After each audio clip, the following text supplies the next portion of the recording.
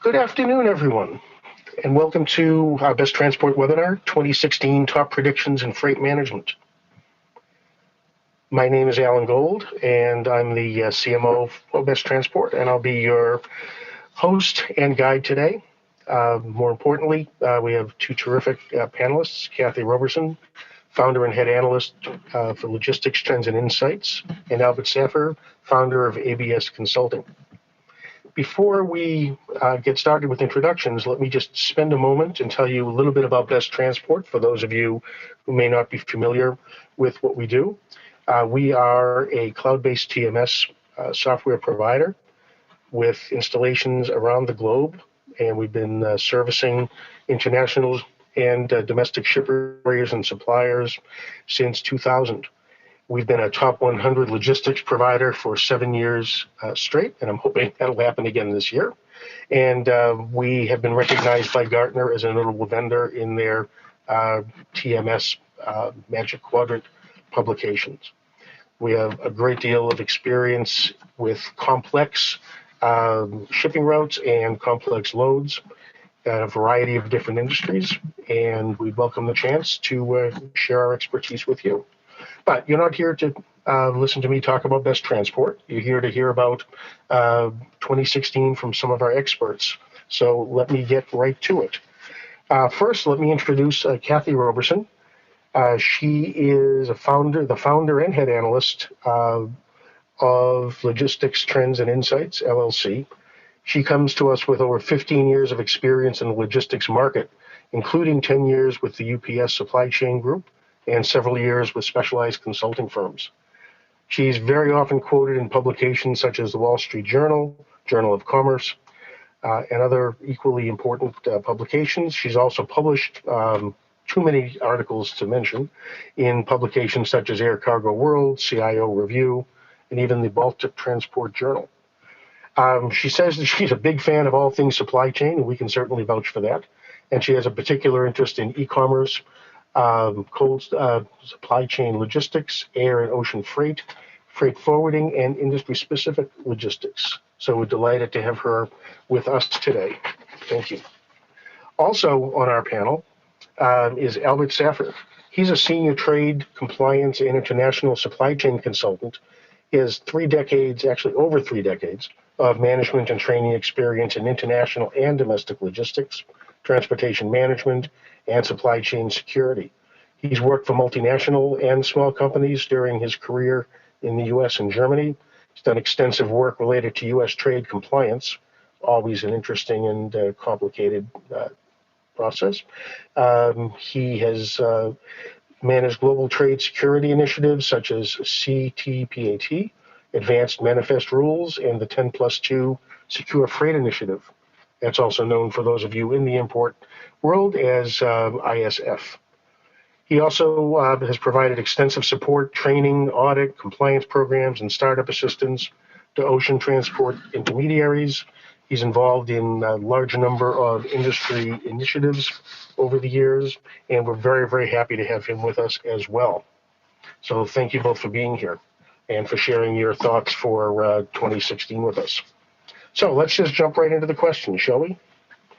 First up, let me start with you, Cathy. What risks do you see affecting the global supply chain for this year? And more importantly, how will it affect our audience's supply chains as we look into 2016? I think it's going to affect in several ways. As you know, as you're well aware, supply chains have become more global, more extended. So our supply chain it reaches all over the world.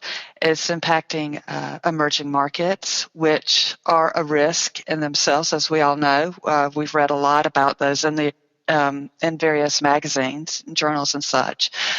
Infrastructure can be a problem, as well as political concerns. Trade security is a big problem. And also, of course, natural disasters. You know, we've seen them in articles, such as tsunamis, earthquakes, and such as that, particularly like with high-tech supply chains. A lot of that is manufactured and dependent on in the Asia region. And we've seen a lot of the tsunamis, the earthquakes in Japan a few years ago, floods in Thailand, all having a negative impact on these supply chains. And also the climate changes, which are climate changes, global warming, and such as that, is just making this even more pronounced. I think we're seeing bigger earthquakes, bigger hurricanes, and such as that, and it's going to impact everyone. Okay, thanks for that, Albert. What are your thoughts on that? Yeah, thank you, Ellen. Good afternoon to everybody. Happy to be here. Certainly concur with Cathy's comments. We are in a globalized environment today. 30 years ago, supply chains were very, very regional, even just intra-country, and so there was very little impact immediately felt if there were some global events. But pretty much continued challenges with trade security. Any related matters to the political instability as well will impact all of our global supply chains and the trade and manufacturing underlying those supply chains. Such challenges could include items like the drug trade-related violence in Mexico. That certainly has impacted trade in the region here, or even the refugee crisis now in Europe. Another rapidly development risk I see is, especially for U.S.-based companies, is the tremendous demand now going forward for U.S. origin products and services in Iran. Albeit there have been some relaxations of the extensive embargoes against Iran in late 2015, really, for all practical matters, all the main U.S. embargoes against Iran remain in place for now. So U.S. companies, with very few exceptions, are really barred from any trade with Iran. So I see that as a big challenge for U.S. exporters, because not a day goes by where people get requests now from Iran to supply products and services. So that's a risk, at least in the interim, for U.S. exporters. Interesting. Thank you for that. Thank you both. Next question. Well, a simple little question. What about China? Let's talk about China. Will you, in your mind, think China's downturn will continue? And what do you think that impact will be for those of us on the call? Albert, why don't we start with you? Alan, quite honestly, for me, it's really very difficult to predict. There's a lot of variables behind the scenes. I think generally, everybody I speak with in Europe, US, as well as in Asia, hopes that it will stabilize soon. And since China is really not a free market economy, I'm sure the Chinese government will jump in, as in the past, to create some massive new investment projects or infrastructure projects, which in itself will simply stimulate some of the economic activity in China. Interesting indeed, and who really knows for sure, right? Cathy, something to add to that, perhaps? Albert, you're absolutely right. It is so difficult to predict what's going to happen in China, and I think that's what everybody around the world is just sitting, waiting to see what's going to happen next. And you're right. As far as the Chinese government goes, they have been doing a lot of stimulus, trying to stir up the economy as best as they can, a lot of it through infrastructure projects, such as expanding the ports, creating new ports, road transportation, rail, and so on. And I'm a pessimist. I hate to say it, but I really see the downturn in China continuing for quite some time. The country's transitioning from an export-driven economy to one of more of a domestic consumption one. And as a result, there's now this, quote, new normal that's occurring in the country, I think. just the other day, the Chinese government announced that it expects 2016 GDP to be between 6.5% to 7%. And that's a far cry from the 15% growth plus from back in the early 2000s that we used to, that we came to expect from China. But at the same time, this is also creating some opportunities for foreign companies, such as retailers, food manufacturers, to service that domestic consumption, seeing a lot of imports into the country or exports into China for food and such as that. But on the flip side, if you're looking for cheap manufacturing, China's not the place. You're going to have to look elsewhere, again, to the emerging markets such as Vietnam, Cambodia, and even some of the African countries. So it's going to be interesting to watch over the next few years. Interesting. And one thing is for sure, however it turns out, I think the old adage we can paraphrase that: as China sneezes, we catch a cold. So obviously, an important topic for us to be watching. Let's shift gears a little bit if we could. And Albert, I want to direct a question to you. This is something that we get at Best quite a lot from prospects and from our customers. And in the context of looking at the transportation world and the supply chain and logistics, what are the sorts of things that will bring operations the largest return on investment? Some thoughts on that, perhaps? Sure, Alan. I would think streamlining everything from an end-to-end perspective of your supply chain will have the best overall, ROI. Improving visibility. Everybody is looking for visibility, but I don't think most have the tools in place or the connectivity between all the different players.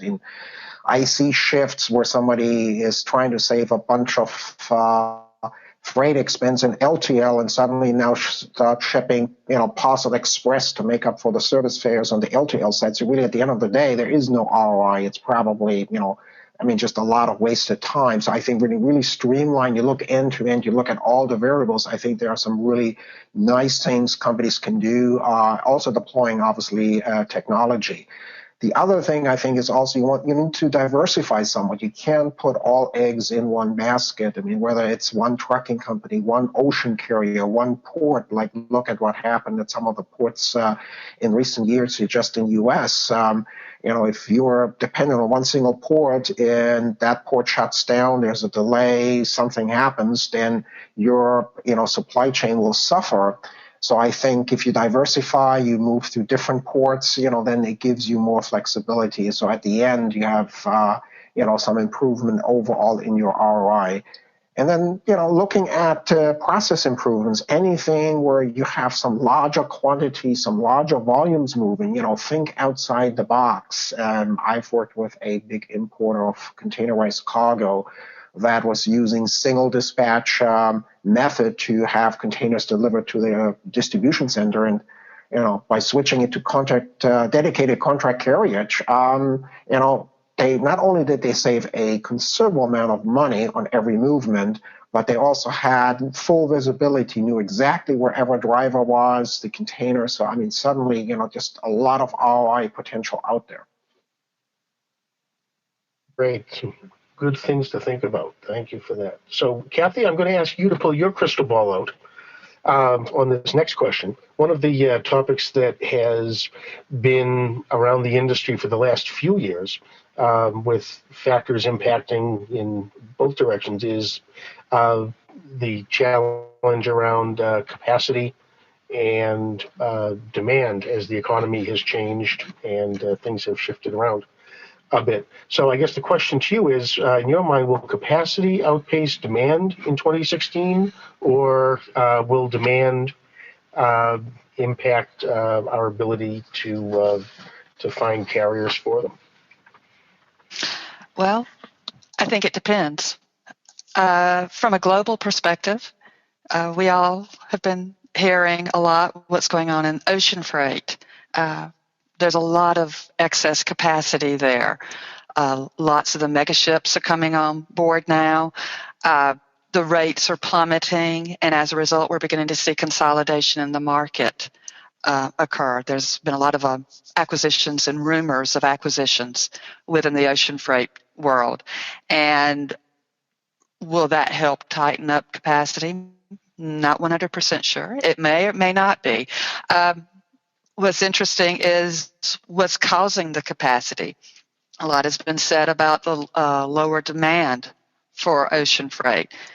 That could be it. The weak demand could be it. But it also could be perhaps, and I'll throw it out there, reshoring. Are we seeing more reshoring within the Americas or within Europe or such as that? Also, modal shifts. That may be a possibility as well.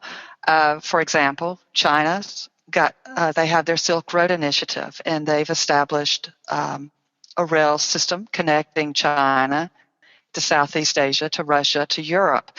And as a result, that's taken some of the capacity away from the air and from ocean and put it onto the rails. And you've got pharmaceuticals, you've got food items, you've got high-tech goods traveling by rail. So I think there's a lot in play. But as from a global perspective, I think we may see more capacity than the demand. That's just my thinking. From a domestic perspective, I read an interesting article from the Journal of Commerce, I believe, in that they're beginning to notice a tightening in the U.S. trucking market due to the lagging demand. They're trying to catch up to equal out that demand versus capacity. And I think we're sitting on still quite a bit of inventory, which isn't helping matters at all. So I think just to equal out that demand and such, it's going to be a toss-up within the domestic market of what capacity is going to look like for this year, I think. Thank you for that. So let's shift over, Albert, to you. One of the things that I know a number of our audience is understanding what may be coming down the highway with regard to, no pun intended, with regard to regulatory changes between security and some of the new trade treaties that may or may not be coming online, and economy and supply chain sources shifting. What are your thoughts about what lies ahead? Well, Alan, I like your slide. Caution. I think I should steal that from you and use it because that's probably one of the best ways in looking ahead. There are a tremendous amount of regulatory changes coming along, not just in the U.S., in Europe, pretty much all over the world. And there's probably one specific global initiative that I want to spend just a couple minutes on for those that are maybe new, that haven't heard about it, that I think will have a potential significant impact on global ocean containerized supply chain, and may have an impact on air cargo where suddenly freight shifts temporarily from ocean to air. But it's the SOLAS, container weight verification requirement that will go into global effect July 1st of this year. In a nutshell, every single container must have a verified weight before it is loaded onto a container vessel. Now, in reality, of course, that means that container weight will have to be verified prior to the delivery to the export shipping terminal, because there's really no terminals that can have all these containers sitting around without being ready for export. Now, to get your verified weight, there are only two options that are available to shippers, and it is truly the shipper's responsibility to verify that weight on the bill of lading and, let's say, the trucking ticket. The one option is that all products that are loaded into the container are weighed. The weight is verified, including any packing materials, dunnage materials, and then the actual tear weight of the container from the license plate that each container has is added to that weight that was loaded in the container. So that will be then your verified gross weight. Gross weight now will always include the container tear weight. The other option is that the loaded container prior to delivery to the terminal is weighed somewhere at a truck station, a weigh station in its entirety, and then a verified weight is obtained that way. So these are really the two options available. Now, what I've seen so far, it's only a couple months away, but pretty much most shippers are still not at all prepared on how to deal with this new requirement. So I see there's going to be there's a significant chance that this new requirement will have a considerable impact on these global supply chains this year. Again, in a nutshell, each and every origin lane by each carrier and terminal use needs to be surveyed to determine what the procedure will be and an appropriate SOP, established. I mean, just here in Miami, where I'm based, we have 3 port terminals. Each of them operate differently. Only one has built-in scales where technically the carrier could provide a value-added service to their customers using that specific terminal to get the container weight and thus receive the verified weight prior to the entry of the port. But again, which carrier you use, what port you go through, and what terminal within the port. So I think, that's out there. That's, I think, people have to start working on it. Now, the other thing that I think is going to impact, it's an ongoing process, is really the Authorized Economic Operator, also known as AEO. Those initiatives will continue to grow around the world. More and more countries are joining the program and getting involved in it. So it's really, an improvement to the overall international supply chains from a security perspective. So here in the United States, I think CBP, Customs and Border Protection, will receive continued pressure from global AEO participating countries to expand the current CTPAT program, which right now, really, in all honesty, is import-centric. I mean, they have a small export component now active, but I think we don't have a full-fledged AEO program here in the United States. We're really the only country that is not pursuing that as of yet. So, I think that will continue to be put especially pressure on U.S. exporters. How can they comply with the requirements from their overseas customers who are AEO participants? Whew, a lot to think about. Well, Albert, let's stay with you. One of the things that, for just a minute, one of the things that I think we've all read about coming off of this holiday season is the relative shift from e-commerce, from brick and mortar retail, and the scrambling that's going on the supply chain and frankly in the logistics world as well. So is your sense that there is a major effect of the shift to e-commerce versus supply chains? What are your thoughts on that? Well, there may be some impact, really, depending what part of maybe the supply chain you're looking at. Now, from where I stand, overall, I don't see much of an impact on the majority of products moving around the world today. The way I look at it, maybe simplistic, is it's really just the final mile. If you want to call it that way, that will shift where it's got much more going to be a parcel delivery, individual delivery piece mode to the customer, the consumer, rather than us going to a brick and mortar store and buying the item there and taking it home. So I think the retail model mostly will evolve. And, look what Amazon's doing. Amazon is, now starting to build stores. They're thinking opening stores in Europe. I mean, so they're actually, evolving themselves. But I don't think it will have a major impact on all the, the containerized and air freight carriers because, they still have to move the product, on a port-to-port or airport-to-airport basis. Hey, Cathy, what are your thoughts? Well, I certainly agree with you, Albert. The last mile has definitely been disrupted thanks to e-commerce. It's been and definitely a big shift for parcel. I think we've seen FedEx, UPS, the regional parcel carriers, and even the post office benefiting greatly from e-commerce. But where exactly is that final mile? It's changed, and it's been added to. It's no longer, it's not only my front door to my house, but it could be a locker. It could be my next door neighbor's home. It could be a store, it could be a convenience store, or somewhere else. Back to picking up an item from the store itself. That's changed. And so that whole delivery model is really evolving, and we're seeing new startup companies come in to address some of these changes that maybe at one time or maybe still the larger parcel carriers haven't been able to quite get it yet. I'm meaning same day delivery, 2-hour delivery, 1-hour delivery. You've got the Ubers, you have Amazon also playing in this field as well. But I'm of the opinion that e-commerce is greatly impacting the supply chain. And I look at it from a very broad perspective because to me, e-commerce is not just a B2C, it's a B2B. And that B2B and the B2C are now merging together.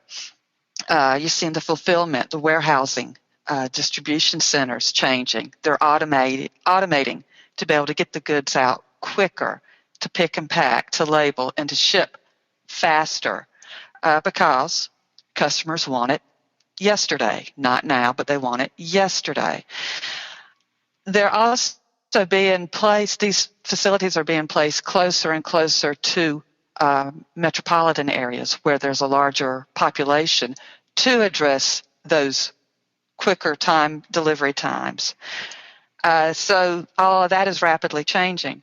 But from an air and ocean perspective, I think e-commerce is playing a big role here. And when I say e-commerce, I think a lot of it is technology driven, and technology has really impacted e-commerce. It sounds silly, but I mean, it really has. I mean, we've got the mobile phone, smartphones now, that we do a lot of shopping on our phones. Well, business people are also booking freight on their phones and tracking their freight, air, ocean, road, rail, what have you, all on their phone while they're sitting out on the beach. Technically, who knows? So all of that is changing, and we're also seeing new startups in this area pop up that's almost disrupting or changing the freight forwarding market to an extent. We've got online platforms such as CargoBase, Haven, and Freightos that are coming in and allowing a business to book air or ocean or even road. And not to mention TMS systems, transportation management systems are changing. They're evolving. They're expanding. They're offering mobile solutions for the smartphones as well, so that you could book your shipments again, all in real time on your phone. So yeah, I really do think the e-commerce is just making a major impact overall on the supply chain.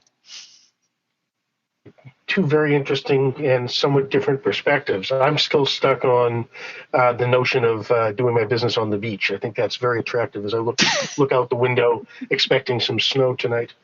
But thanks for that. Albert, your turn. One of the things that the market is very curious about, I think, is with all of the advanced electronic data requirements that have been out there and all the talk about changes that may be occurring. What are your thoughts on where that's going to go for the next year or more? Yeah, the train will not stop. I mean, it's probably accelerating. It almost segues right into what Cathy just mentioned about all the technology that has changed e-commerce, the way we trade, the way we order things. So really, the same thing sort of rolls into the fact of the advanced electronic data requirements. You no longer wait on your shipment to arrive and then start looking for documents and then figure out what to do. I mean, you really, whether it's a parcel or an ocean shipment, you pretty much want instant advanced data.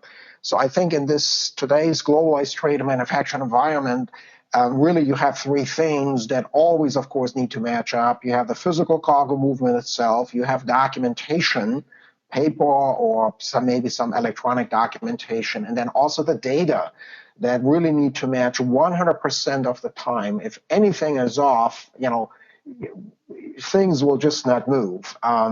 In my audit, my work, interestingly, what I find that most of the mistakes and errors that are made are related actually to data. Very, very rarely gets the cargo lost or the documents misplaced. They can be reproduced, many, many different things. But, once the data is off, once they're missing things, it's late. That's when you have the problems and even penalties, like from government agencies. So I think it's imperative for everybody in the supply chain, the shippers, the carriers, the intermediaries, to all be involved in the improvement of the electronic data interchange, the data management, and I guess at the end, basically the reliability and visibility. It's also not just from a commercial side, it's also government agencies. I mean, customs, with the Trade Act of 2002 required 24-hour before vessel departure advanced data that, had been unheard of before. So I think, other governments, everybody's looking for more advanced data in this country, probably once every other month, adding more advanced data requirements. And obviously they want to segment the higher risk cargo from the lower risk cargo. So yes, there's going to be continued involvement in advanced electronic data requirements around the globe. And I think that is a very nice segue to the last question that we have before we take audience questions, and I see quite a number of them coming up now. And that is, with all of the changes that are taking place, all of the regulatory issues that are popping up, the shifts in supply chain requirements and rulings and weight and the alphabet soup that we've been talking about. Clearly, there's a need for training staff, and maybe a few words about that, Albert, about how we might approach that for the coming years. Sure. I mean, companies, anyone involved in international trade will have to just focus much more on better training and continued education of staff and management. You just can't say, well, if we've done it the same way for 30 years, we're just going to continue doing it. Things are changing very, very rapidly. And I would say specifically in the United States, when I look at the education level of individuals involved in international trade and transportation, generally I would say we lag far behind educational levels and vocational job training skills compared to our counterparts in Europe and Asia. We have excellent MBAs and great universities here that churn out some high level experts, but I don't think there's enough time and effort spent on training entry level and mid management levels, just those that are involved really in the day-to-day operations. So hopefully that will change more quickly to just keep everybody up on the latest developments. And of course, I'd be remiss if I didn't ask you if you know of any training or programs on the horizon that our audience might be interested in. Sure. I mean, there are many out there, but if I can certainly put a plug in for one that I'm partnered up with is we have a maritime logistics training course. We are on our 6th edition coming up in April here in South Florida, and it's a 2-day intense seminar providing pretty much a high-level, so to speak, door-to-door overview of anything in international transportation and freight forwarding and import-export with a lot of different details. So anybody interested, I'm sure you can send out information on that. But yes, that's probably my contribution. I had a lot of requests, people asking me, hey, where can I go? Where can I learn more? So that's a good thing. And, at the same time, I think, Cathy, if you want to spend just a moment about your newsletter, one of the things that I think everyone on this call and in this business struggles with is trying to consolidate and understand what's going on and trying to stay abreast of things. And I think you're trying to do that to help the market. Yes? Well, I'm trying. We produce a weekly newsletter. We're heavily involved in social media. We do a lot of real-time news updates on Twitter and out on LinkedIn as well for breaking news and such as that. And so we'll consolidate some of the top articles from that, as well as various analysis.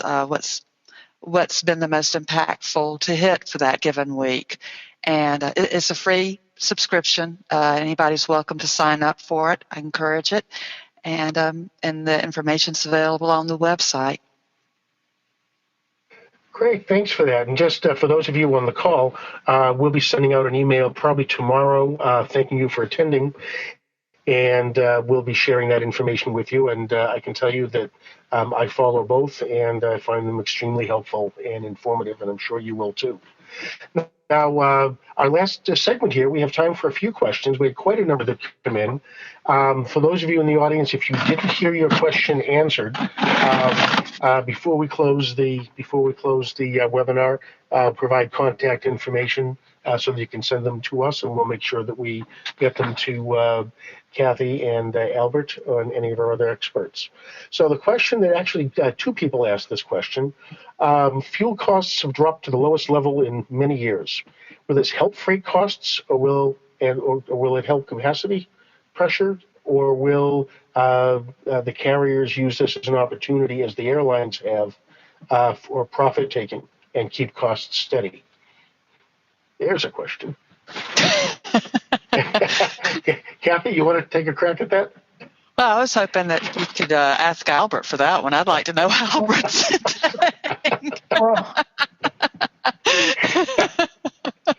Albert, how about it? Do you want to take a guess?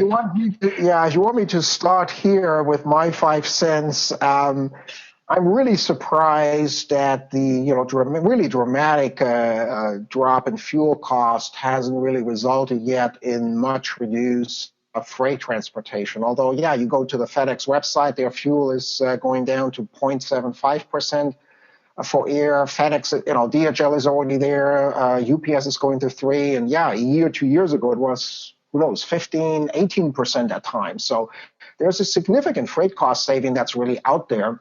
And but I don't think it has generated much additional opportunity. I'm wondering myself, well, I have more disposable income, what am I doing with it? Because I'm not spending it at the pump. So I think that's really a strange animal. I don't think there's a clear answer to that. Okay, yeah, and certainly we see the same thing. If I were to guess, I would say that after taking it on the chin for quite a number of years with fuel costs, I think I think a number of carriers are contemplating ways to at least keep costs from going up, but trying to bank some of that for what could be a backlash on fuel costs down the road. But we will see what happens. It's certainly very different for those of you who attended our fuel cost webinar a year ago, where much of what we're seeing today was largely unpredicted, even by the experts. We have another question here, and it's a reference to a couple of the mentions in the presentation around that referenced parcel carriers. So I guess the general question, if I summarize, is what are you seeing anything from them of note for the coming year, especially in light of some of the delivery challenges FedEx and others had around the holidays? How about that one, Cathy? Okay, I can take this. Well, they've both the large carriers, FedEx and UPS, have been heavily investing in automation and technology in both their facilities as well as their whole routing optimization to definitely improve delivery times. And if you remember 3 years ago, the big oops during the holiday season where quite a few people didn't receive their presents on time as a result of missed deliveries and such. I think the whole e-commerce thing was grossly underestimated 3 years ago. This holiday season, UPS and FedEx figured it out. There were a couple of hiccups along the way, but I think overall, both of them did very well. But it's that investment in retooling their networks and UPS's Orion project, where they're doing the route optimization, is also going to benefit a lot of customers greatly by year end, if not first quarter of next year. So I think we're going to see a lot of improvements on that. Hey, thank you for that. And I see we've come to pretty much the end point. So let me thank you all for joining. And as I said earlier, any questions or requests for follow-up, please, you can send me an email directly, agold@besttransport.com. Or if you feel to be a little more impersonal, just send a note to info@besttransport.com, and we'll get things teed up for you in terms of responses to questions. And as I said a moment ago, as a thank you for joining us today, we'll be sending you not just a copy of this presentation and a link to the recording so that you can hear that's much more interesting than just the slides, but also some information about programming and content that our two panelists, Albert and Cathy, provide. Thank you both for helping on this webinar and sharing your thoughts. Thank you all for attending. I hope you found it useful, and we'll look forward to having you participate in our next program. Thanks again, and have a good day. Bye-bye.